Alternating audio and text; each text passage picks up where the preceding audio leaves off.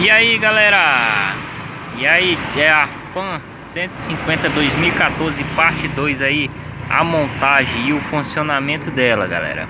É que nem no último vídeo aí que eu postei, mostrei aí qual era a batida do motor e agora fiz um vídeo dela montadinha e funcionando. Terminemos agora há pouco e agora eu vou funcionar o motor dela aqui para vocês verem como a batida tá filé.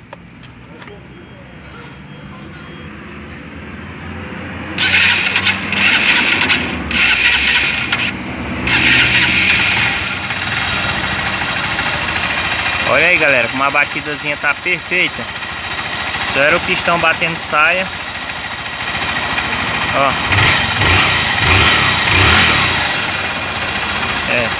Só o ouro, galera, só o ouro.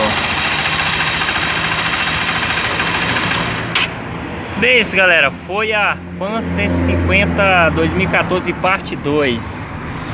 E aí galera, só lembrando aí, vou fazer um vídeo aí do meu primeiro pagamento que eu recebi do Google AdSense.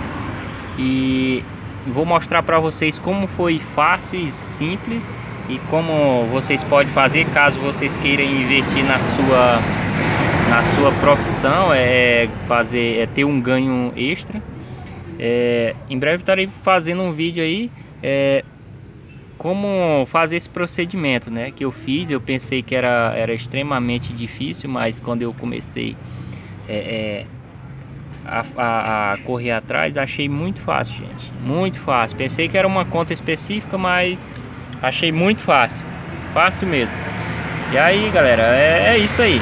Eu vou fazer um vídeo aí que eu quero mostrar como eu retiro esse dinheiro, beleza? E então tchau, tchau e até a próxima.